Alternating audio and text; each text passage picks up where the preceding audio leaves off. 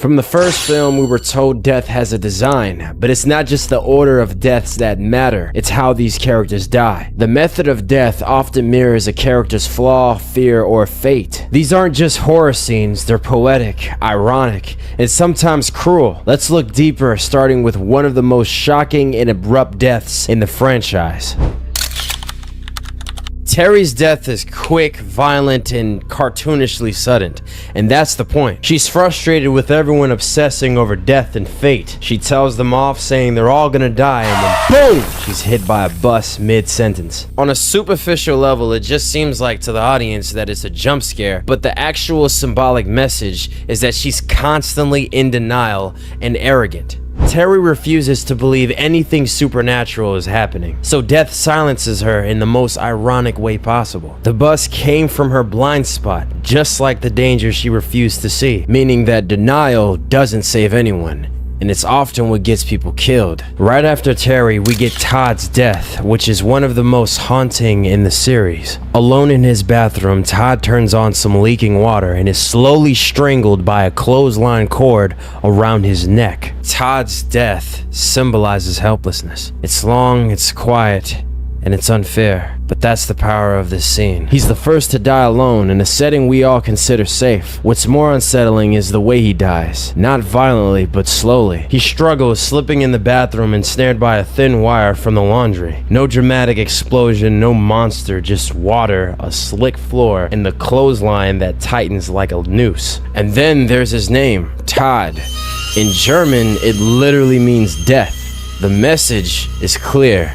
No matter how much you feel safe, death is always watching, always waiting.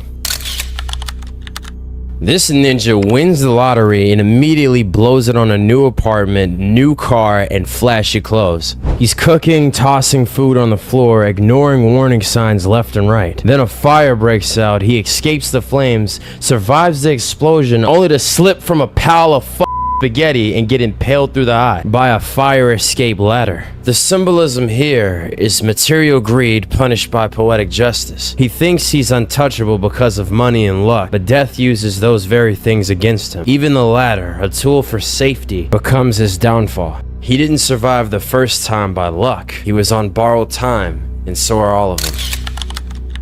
This is one of the most disturbing deaths in the series, not just for the visuals, but the brutal irony. Ashley and Ashlyn are obsessed with appearances. They skip a memorial service to go tanning. They turn up the heat, put on their goggles, and relax, only for a chain of accidents to trap them inside, and they burn alive. This is vanity turned fatal. They wanted perfect bodies and golden skin, and that desire consumes them.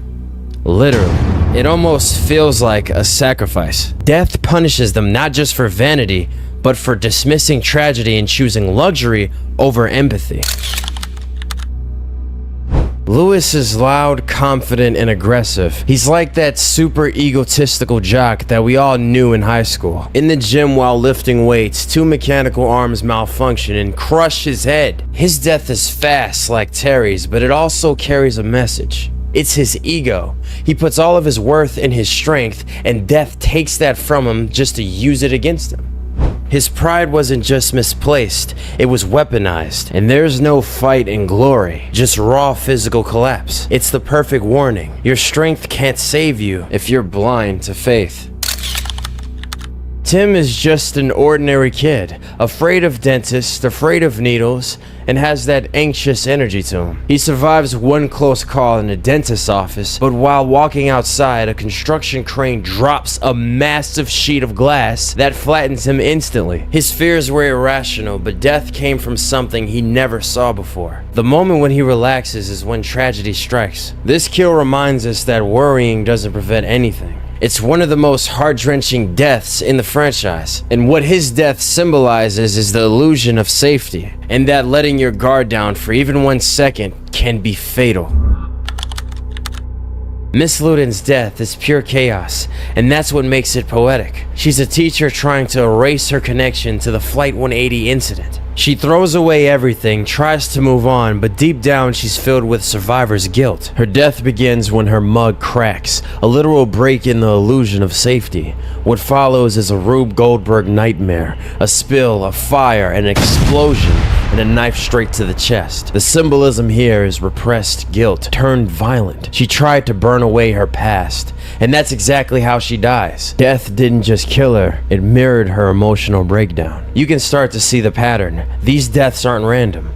They're reflections of fear, arrogance, denial, guilt, and greed. Final Destination doesn't just kill characters, it judges them. It gives them deaths that match who they were, or who they were trying to avoid becoming. So next time you watch a Final Destination film, pay attention. The way someone dies might be telling you something about the way they lived. Which death do you think had the most hidden meaning? Drop it in the comments below, and if you would want me to break down real-life accidents that inspired these scenes, you won't believe how close some of them actually come to happening. And if you made it this far, thanks for watching, and remember, there are fates far worse than death.